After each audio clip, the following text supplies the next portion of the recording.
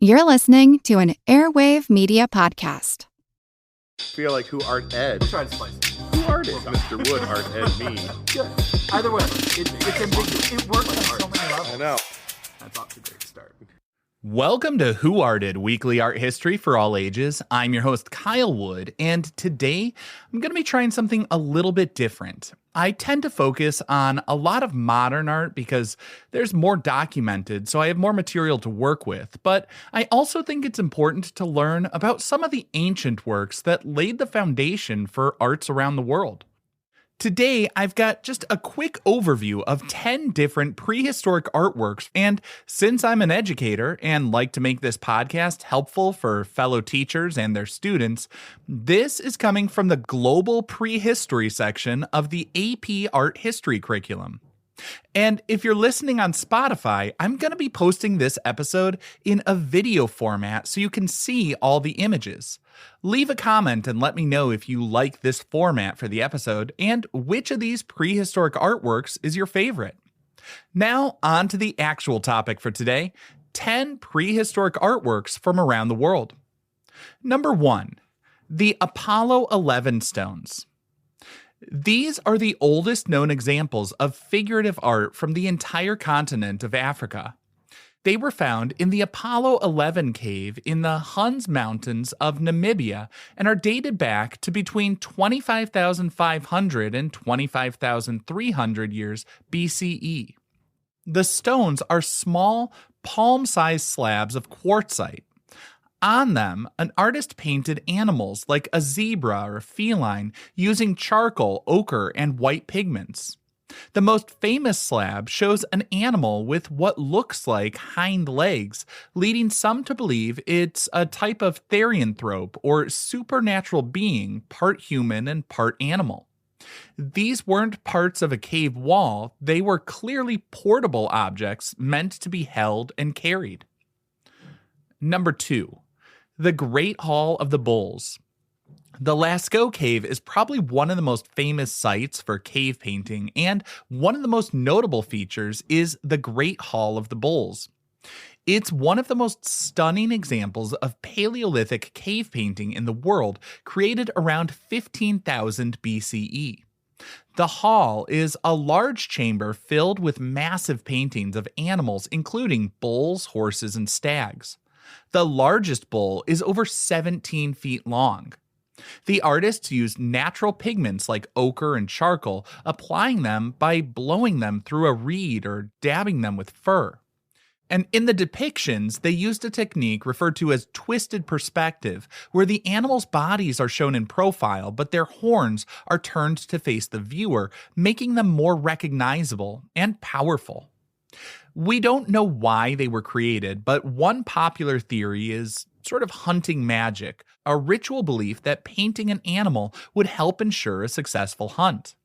Lascaux actually has a fascinating history, as the cave was discovered by a group of kids chasing after their dog. And if you want to learn more about that, check the links in the show notes because I made an episode about the Lascaux cave a while back. Number 3. A Camelid Sacrum in the shape of a canine. This sculpture comes from the Americas. It was discovered in Tequixquiac, central Mexico, and it's incredibly old, dating to somewhere between 14,000 and 7,000 BCE.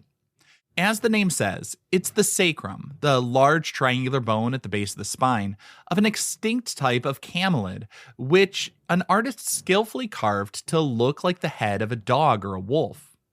The artist used the natural shape of the bone, carving out holes for the nostrils and shaping the end to look like a snout.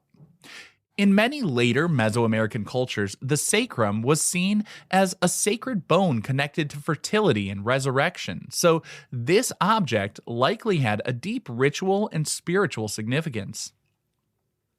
Number 4. A running horned woman. This is another one that comes from Africa. The running horned woman is a rock painting found in a remote and hard-to-reach plateau in Algeria, dated to between 6,000 and 4,000 BCE. It depicts a large female figure running, adorned with horns, dots on her body, possibly scarification or body paint, and fringe on her arms and waist. She's shown in hierarchical scale, which means more important figures are made literally larger. She's towering over the smaller figures around her, which tells us she's important, likely a goddess or priestess performing a ritual. This painting suggests a complex belief system at a time when the Sahara was not a desert, but a fertile savanna. And number 5, Beaker with Ibex motifs. The beaker with Ibex motifs was found in modern-day Iran, created around 4200 BCE. It's a large, very thin-walled piece of painted terracotta. It was a funerary object found in a cemetery at the base of the Susa Acropolis.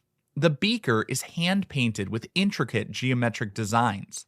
The main feature is a highly stylized ibex or mountain goat. Its body is made of 2 triangles, and its huge, curving horns encircle a round symbol in the center. Above the ibex are long, thin, running dogs, and in the top register we see wading birds with long, elegant necks. It shows how early artists could capture the essence of an animal rather than its literal appearance.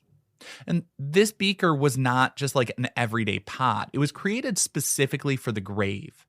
It was made by a dedicated class of artisans purely for funerary rituals. And while thousands of graves had pottery, this beaker is considered a masterpiece. Its incredibly thin walls and masterful freehand painting show just exceptional skill. It was likely intended to hold a meal for the deceased in the afterlife, and its quality marks it as a rare and important ritual object.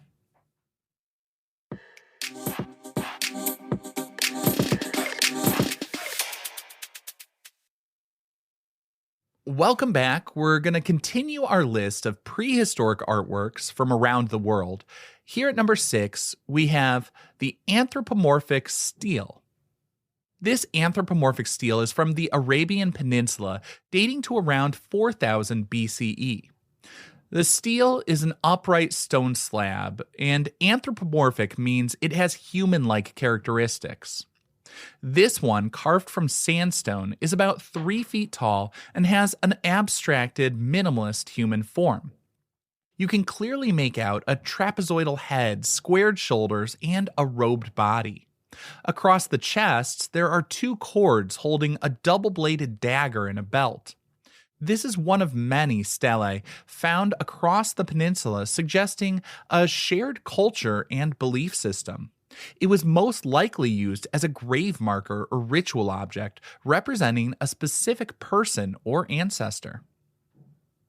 And number 7, a Jade Cong.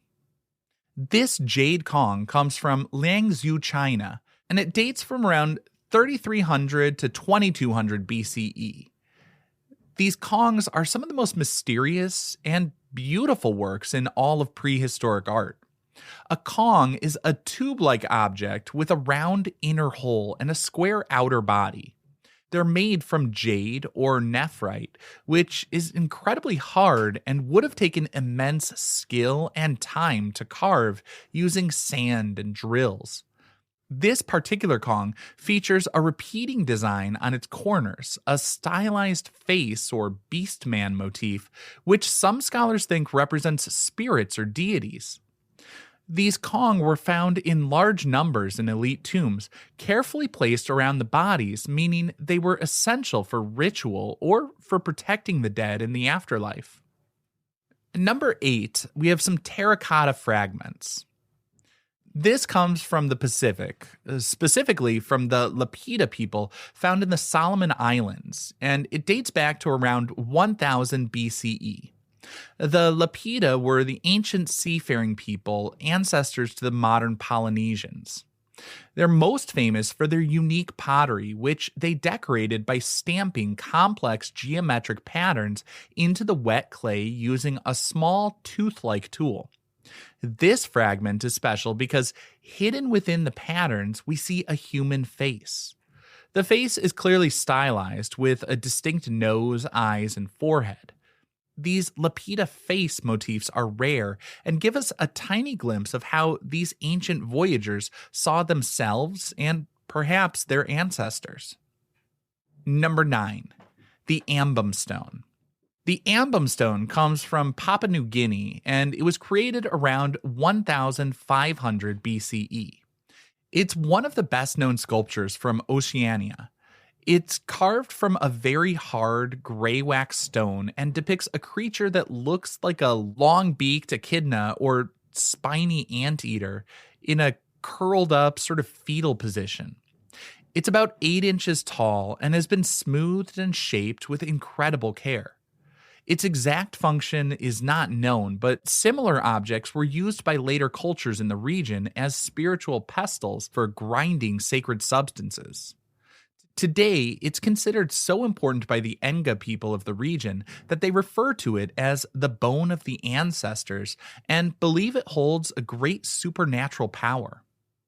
And if you want to learn more about a similar stone, not the Ambum stone, but I did an interview a while back with someone who had the Liangzhu stone, and he covered a ton of interesting insights into the history and the culture. So again, check the links in the show notes. And finally, at number 10, I've got the Tequixquiac female figurine from central Mexico. This piece dates back to around 1200 BCE. Tequixquiac was a large village known for its distinctive ceramic figurines. This one shows a nude female with wide hips, a narrow waist, and elaborate hairstyle. These are often called the pretty ladies of Tequixquiac. What's really interesting, though, is that many Tequixquiac figurines show duality. This one has 2 distinct faces, one head with 2 noses and 3 eyes, sharing a single body. These were found almost exclusively in graves and believed to be connected to fertility and the cycle of life. The dual face is thought to possibly represent the idea of duality, life and death, or, as in so many of these pieces, some sort of ritual connection to the supernatural world. Now, I hope you enjoyed this little collection of prehistoric artworks from around the world. While we obviously don't have documentation like artist statements and critical responses from the time, all of these works show the drive to create dates back tens of thousands of years. It's a core part of what makes us human, and it's why we find art everywhere humans have been, from caves, deserts, and jungles to even the moon. This concludes this week's episode of Who Arted, part of the Airwave Media Podcast Network. If you found this tolerable, please leave a rating or review on your favorite podcast app. You can find images of the work being discussed this week and every week on social media at Who Arted Podcast on Twitter, Instagram, and TikTok, and of course on the website whoartedpodcast.com. Podcast done.